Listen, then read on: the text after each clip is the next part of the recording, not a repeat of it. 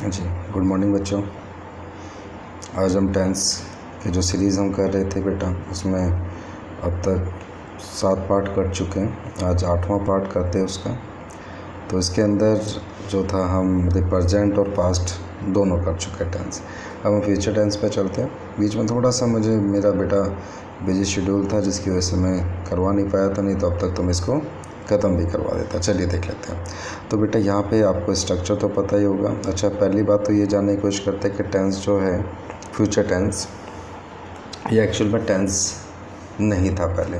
ठीक, टेंस नहीं था, सिर्फ प्रेजेंट और पास्ट से 2 टेंस होते थे। लेकिन एक टाइम ऐसा भी होता है जो फ्यूचर को इंडिकेट करता है, तो उसी वजह से जो है इसको बताने के लिए जो जिस टेंस का सहारा लिया गया, एक्चुअली में जो टेंस का जो सहारा लिया गया है वो जो है शैल और विल, जो कि अपने आप में मॉडल्स हैं। ठीक है, मॉडल्स वर्ब होती है, तो मॉडल वर्ब का सहारा लिया गया। इसका मतलब हमें पता चलता है कि अलग से कोई टेंस वैसे नहीं बनाया गया। जैसे कि हमें पता है कि प्रेजेंट के अंदर हम वर्ब की फर्स्ट फॉर्म का यूज़ करते हैं, पास्ट के अंदर सेकंड फॉर्म का यूज़ करते हैं, परफेक्ट अगर किसी भी कंडीशन में होता है तो हम थर्ड फॉर्म का यूज़ करते हैं।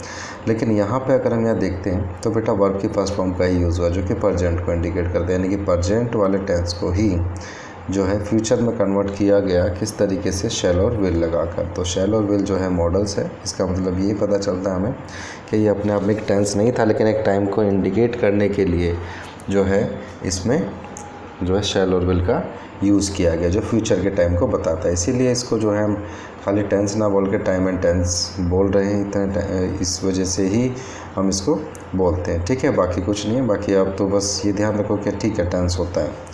ठीक है, तो आपको उतनी गहराइयों में जाने की कोशिश नहीं करनी। आपको ध्यान रखना है कि आपको बस इतना ध्यान रखना है कि फ्यूचर एक टेंस होता है। चलिए, यहाँ पे फर्स्ट रूल्स जो दिया हुआ है, तो इसको मैं वैसे भी बता देता हूँ आपको। जब इंडिफिनिट की बात हो, चलिए पहले पढ़ लेते हैं। अगर कोई 2 कार्य फ्यूचर इंडिफिनिट में ख़त्म हो तो पहले समाप्त हुआ कार्य प्रेजेंट इंडिफिनिट में और बाद में समाप्त हुआ कार्य फ्यूचर इंडिफिनिट में। ठीक है, जैसे आपको पता ही होगा भाई, कोई भी काम पहले ख़त्म होगा तो प्रेजेंट इंडिफिनिट। जैसे कि अगर हम यहाँ देखते हैं, I shall buy a car when the price comes down. तो बेटा कार कब खरीदोगे, या मैं ये कह रहा हूँ मैं कार कब खरीदूँगा, जब प्राइस डाउन होंगे। तो पहले तो प्राइस डाउन होंगे, तो प्राइस डाउन होंगे जो पहले काम ख़त्म होगा वो हमारा प्रेजेंट इंडिफिनिट हो गया। तो कम्स आए यहाँ पे।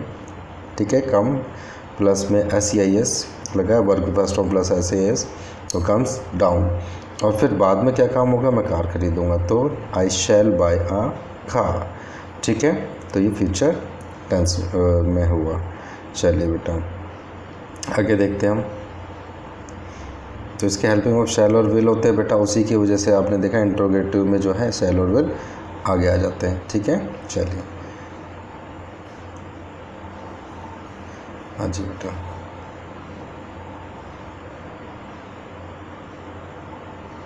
अब बेटा यहाँ पे दिया हुआ है, कंडीशन या टाइम बताने वाले शब्दों के साथ कभी शैल या विल का प्रयोग नहीं करते। तो बेटा कंडीशन बताने वाली जो बात है, तो जैसे अभी मैंने बताया, जैसे ऊपर स्ट्रक्चर जो हमने देखा उसमें लिखा था कि कोई 2 कार्य फ्यूचर में जब समाप्त होते तो पहले समाप्त हुआ कार्य प्रेजेंट इंडिफिनिट और बाद में समाप्त हुआ कार्य फ्यूचर इंडिफिनिट में होता है। यही हमने पढ़ा था।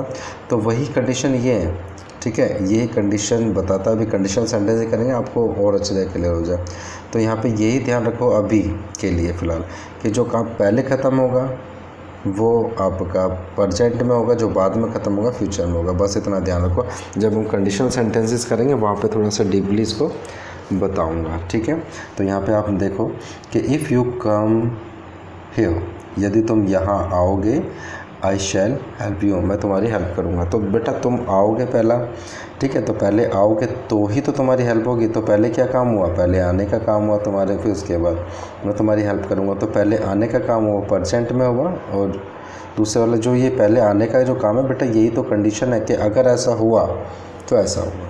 तो यही कंडीशन है। तो कंडीशन सेंटेंस में हम इसको डीप में समझेंगे। अभी आप उसी रूल के अकॉर्डिंग इसको ध्यान रख लो।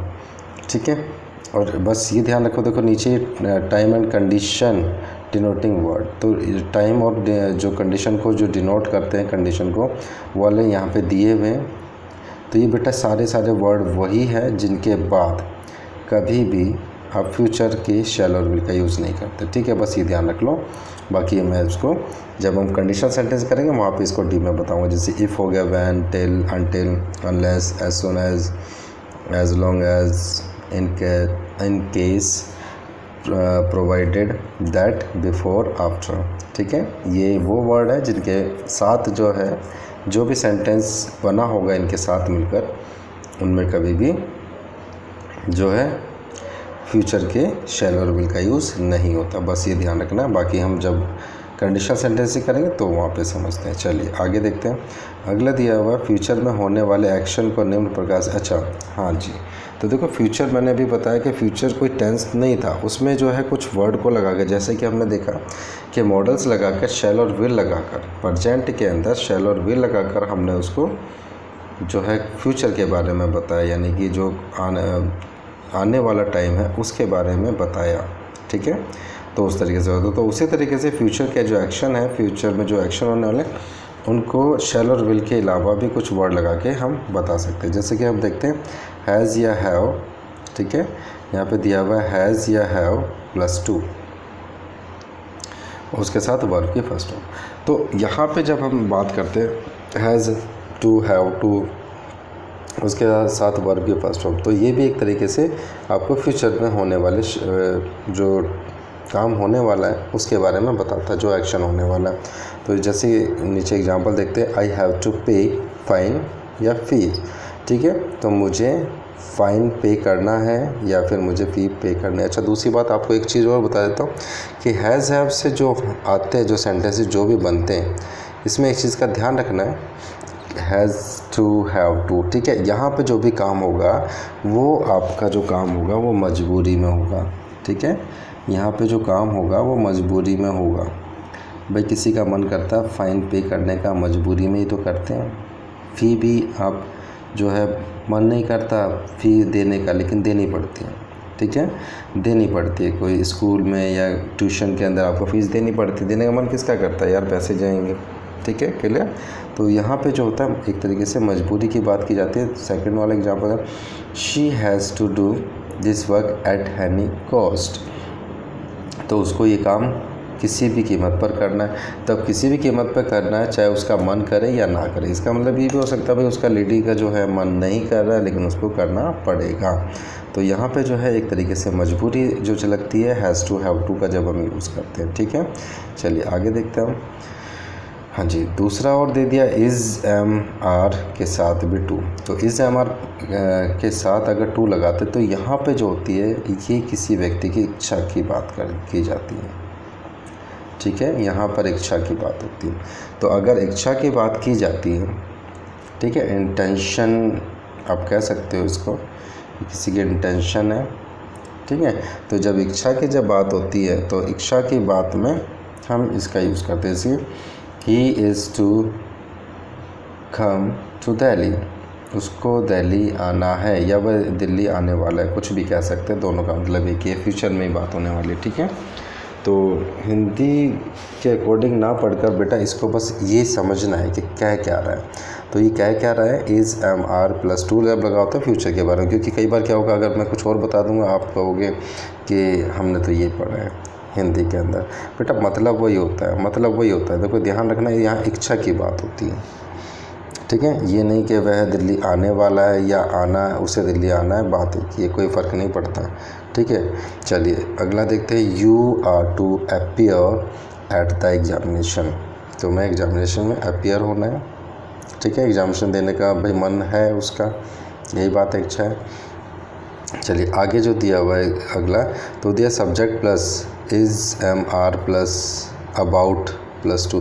बेटा ये भी बिल्कुल सेम इसी की तरीके से चलता है, ठीक है। जिस तरीके से इज़ एम आर +2 चला था, उसी तरीके से इज़ एम आर के बीच में अबाउट भी लगा देते हैं, ठीक है। मतलब एक ही होता है, मतलब में कोई फ़र्क नहीं होता, ठीक है।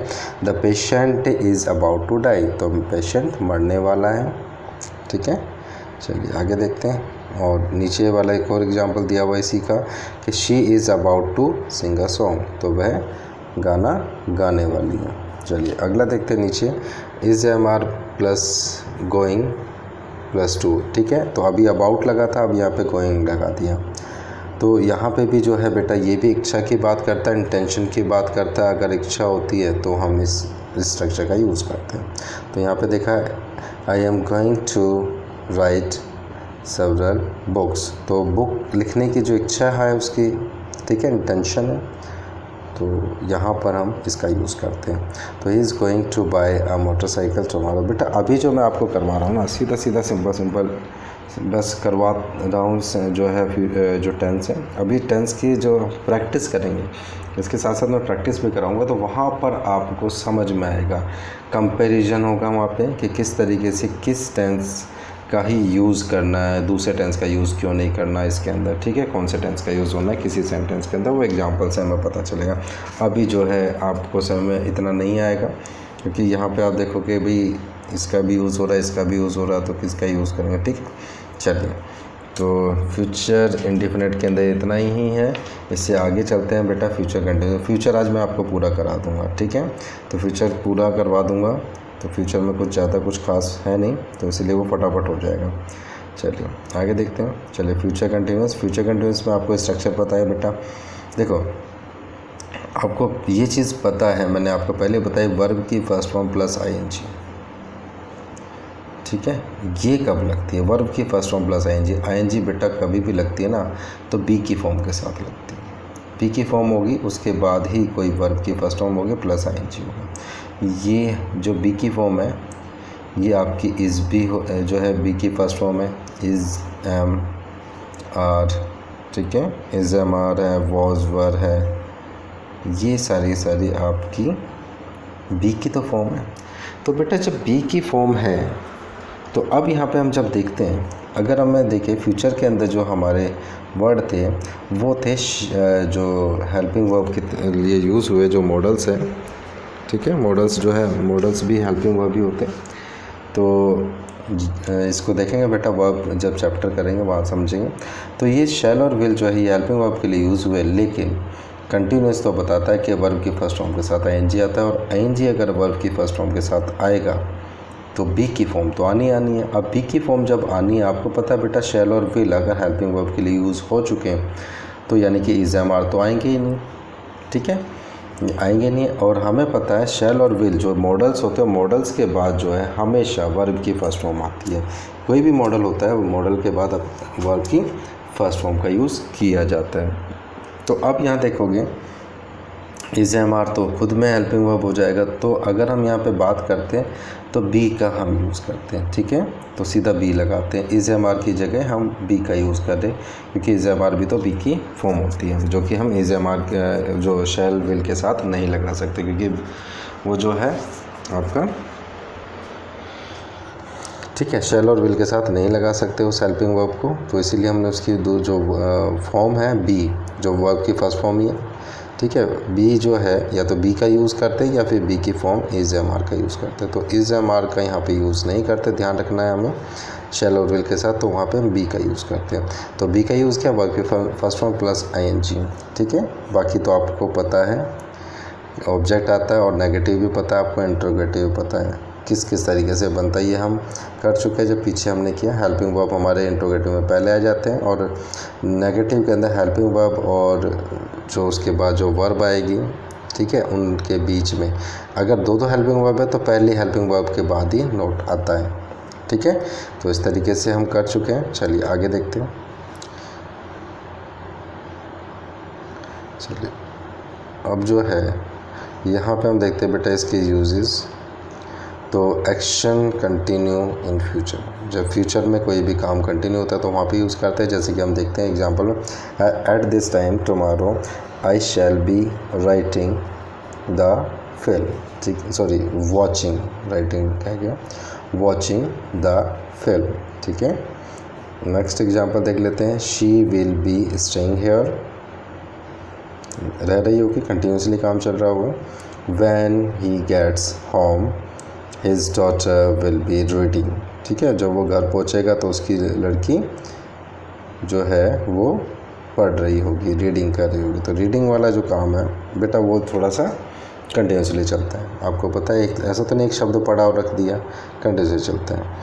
चलिए आगे लिखा हुआ अगला एग्जाम्पल, फ्यूचर कंटिन्यूस का प्रयोग सर्टेन प्रोग्राम या प्लान के लिए भी होता है। ठीक है, कोई भी आपका कोई निश्चित जो प्लान होगा, प्रोग्राम होगा, वहाँ पे भी हम फ्यूचर कंटिन्यूस का यूज़ करते हैं। एग्जांपल में देख लेते हैं, Manisha will be meeting me tomorrow. तो मनीषा कल मुझसे मिल रही होगी, तो यहाँ पे एक मीटिंग फिक्स हो गई होगी, जब भी तो बात कही जा रही है। ठीक है, तो ये हो गया। नेक्स्ट देखते हैं हम example, Vinay will be staying there till Friday. तो ये भी एक जो है एक सर्टेन एक्शन है। ठीक है, प्लान्ड एक्शन है। कोई भी जो है सर्टेन प्रोग्राम या प्लान कोई भी होगा जो निश्चित होगा कि भी वो फ्राइडे तक यहाँ पे ठहरेगा। तो ऐसी कोई बात की जा रही तो वहाँ पे भी हम कंटिन्यूस का यूज़ कर सकते हैं।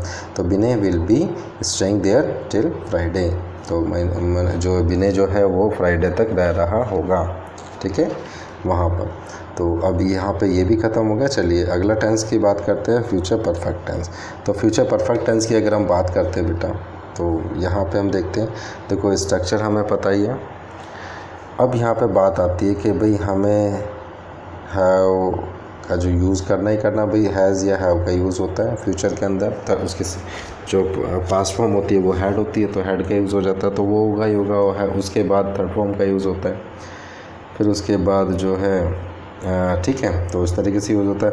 अब जो है इसका शैल और विल तो आना ही आना है। तो शैल और विल जो आना ही आना है बेटा, वो आपकी जो है इसकी हेल्पिंग वर्ब है ही है। ठीक है, फ्यूचर की, तो उसके साथ में हैव लगेगा और फिर थर्ड फॉर्म प्लस ऑब्जेक्ट आ जाएगा। ठीक है, यहाँ पे shall have not plus have third form. ठीक है, बिल्कुल सीधा। और शैल और विल जो है ये बेटा पहले आ जाएगा इंट्रोगेटिव में। ठीक है, तो यहाँ पे कुछ नहीं था। अब इसके रूल्स थोड़ा सा बेटा ध्यान से देख लेना। इसके रूल्स जो है वो कई बार कन्फ्यूज़न होती है, कई बार क्वेश्चन पूछ लिए जाते हैं इनके रूल से। अब देखो पहला देखते हैं, ऐसे एक्शन को जो फ्यूचर में एक निश्चित समय तक ख़त्म हो चुके होंगे, एक निश्चित समय तक ख़त्म हो चुके होंगे, जैसे कि he will have finished the work by next month.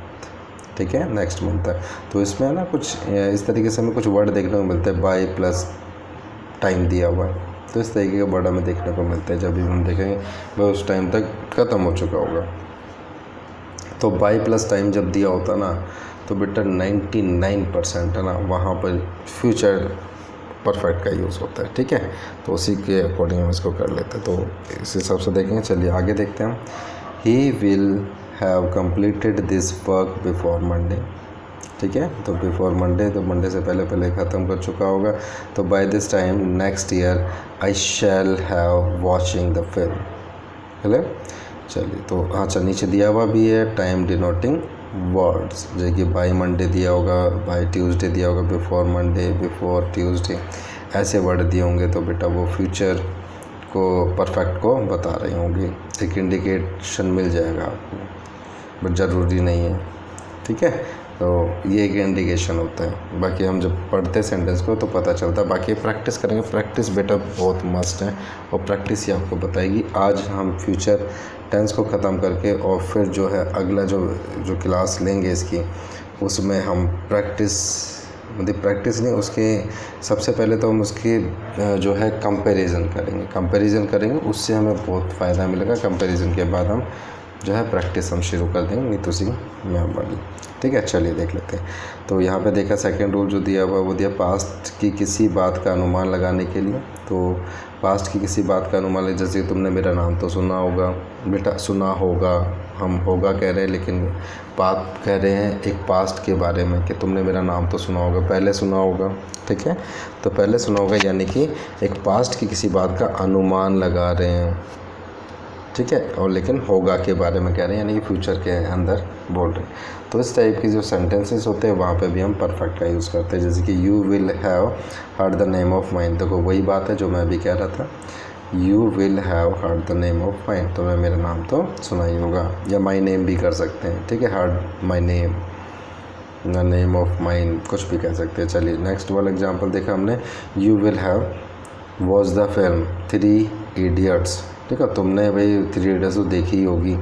अब देखी है नहीं देखी, लेकिन हम अनुमान लगा रहे हैं। ठीक है, पहले वाली बात में भी अनुमान, दूसरी वाली बात में भी अनुमान। चलिए नेक्स्ट वाला देखते हैं एग्जाम्पल। वो यहाँ पे 2 कार्य फ्यूचर में हो जिसमें एक ख़त्म, अच्छा दोनों यहाँ पे ना काम ख़त्म हो चुके होते हैं, लेकिन क्या होता है कि पहला काम जो है जो ख़त्म होता है वो फ्यूचर परफेक्ट में होता है, और जो उसके बाद में काम समाप्त होता है प्रेजेंट इंडेफिनिट में होता है। यही फ़र्क होता है। चलिए देख लेते हैं, आगे बढ़ गया। जो दूसरा बाद में हो, तो पहले समाप्त हुआ कार्य फ्यूचर परफेक्ट में होगा, बाद में समाप्त हुआ कार्य फ्यूचर प्रेजेंट पर इंडेफिनिट में होगा। ठीक है, जैसे कि I shall have finished my work before you come, तो तुम्हारे आने से पहले मैं अपना काम ख़त्म कर चुका हूँ, यानी तुम्हारा आना भी हो चुका है, मेरा काम भी ख़त्म हो गया। ठीक है, तो इस तरीके से हम इसको बात करते हैं।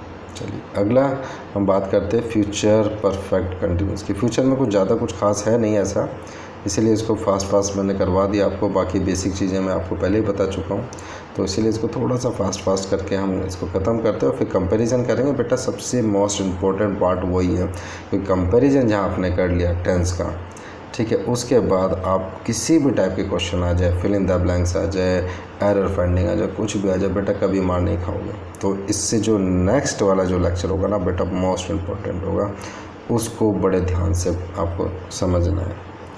ठीक है, चलिए तो यहाँ फ्यूचर परफेक्टनेस का हमने देखा ही था। प्रेजेंट परफेक्टनेस में आपको बताया था कैसे कैसे वो स्ट्रक्चर होता है। तो have plus been plus first form plus ING और उसके बाद ऑब्जेक्ट होता है। अच्छा, अब जो है शैल और विल तो ज़रूर आएगा क्योंकि वो इसके फ्यूचर के हेल्पिंग वर्ब की तरह यूज़ होते हैं जो कि मॉडल्स हैं।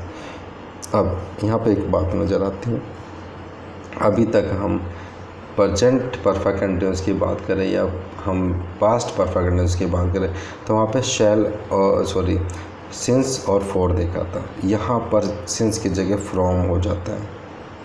ठीक है, सिंस की जगह फ्रॉम आता है, ना कि सिंस आता है। ये है। अच्छा, अब जो है सिंस और फ्रॉम की अगर हम बात करते हैं बेटा, सिंस का जो यूज़ होता है, बस आप थोड़ा सा यहाँ देख लें, आगे हम देखेंगे भी कि सिंस का जो यूज़ होता है वो प्रेजेंट में और पास्ट में होता है। जबकि हम फ्रॉम की अगर आप बात करें, फ्रॉम का यूज़ जो है एनी टेंस किसी में भी हो सकता है। ये प्रेजेंट में भी हो सकता है, पास्ट में भी हो सकता है, फ्यूचर में भी हो सकता है। ठीक है, तो एक फ्यूचर जो है वो एक ऐसा है जिसके साथ फ्रॉम का यूज़ होता है, बाकी जो है सिंस का यूज़ नहीं होता है, इसीलिए हम यहाँ पे सिंस का यूज़ नहीं करते, यहाँ पे फ्रॉम का यूज़ ही करते हैं। क्लियर। बाकी अभी जब हम जो है कंपैरिजन करेंगे वहाँ पे समझेंगे चीज़ को। चलिए, तो आगे हमने जो सेकंड जो दिया हुआ शैल और विल जो है उसके बाद नोट लगा दिया, और इंट्रोगेटिव में शैल और विल पहले आ गया। ठीक है, यहाँ तक आपको सबको पता ही है। और बिल्कुल इसका एग्जांपल भी देख लेते हैं। Lata will have been singing from morning, तो लता जो है वो मॉर्निंग से गा रही होगी। बेटा यह ध्यान रखना फ्रॉम आया। ठीक है, यहाँ पे कई बार आपको एग्ज़ाम के अंदर सिंस दे देगा जो कि अपने आप में गलत होगा, क्योंकि यहाँ पे फ्यूचर की बात हो रही है। तो फ्यूचर की जब बात होती है बेटा सिंस नहीं फ्रॉम आता है। ठीक है, नेक्स्ट एग्जांपल भी देख लेते हैं। By the end of this month I shall have been teaching here for 5 years। ठीक है, तो 4 के बाद 5 years, तो सिंस और फॉर का आपको पता ही है। जहाँ पे जितनी जगह भी सिंस का मैंने यूज़ बताया था कि यहाँ सिंस का, तो उसकी जगह बस फ्रॉम का यूज़ करना, और कुछ नहीं है इसके अंदर। चलिए बेटा, तो आज हमारा जो है फ्यूचर का टेंस ख़त्म भी हो गया है, और इसके बाद जो है ना बेटा वो मोस्ट इम्पोर्टेंट क्लास आपकी रहेगी, जिसके में अंदर हम कंपैरिजन करेंगे कि किस टेंस का यूज़ क्यों होता है ना। ठीक है, तो उसमें कुछ फिलिंदा ब्लैंक्स में एरर फाइंडिंग भी होंगे, लेकिन वहाँ पे हम कंपैरिजन के लिए यूज़ करेंगे कि ये इस तरीके का दिया होगा तो हम इस टेंस का यूज़ करेंगे, इस तरीके का दिया हो तो इस टेंस का यूज़ करेंगे। कहाँ पे प्रेजेंट, कहाँ पे जो है पास्ट, कहाँ पे फ्यूचर जो है किसका यूज़ होना, उसमें से भी पर्टिकुलर किसका यूज़ होगा, ये सारी चीज़ें जो हैं अगले लेक्चर में देखेंगे। ठीक है, तो बेटा ठीक है, आज के लिए इतना ही, और जब हम अगला जो लेक्चर देखेंगे तो उसके अंदर हम इसको समझते हैं। क्लियर। चलिए बेटा, ओके, बाय।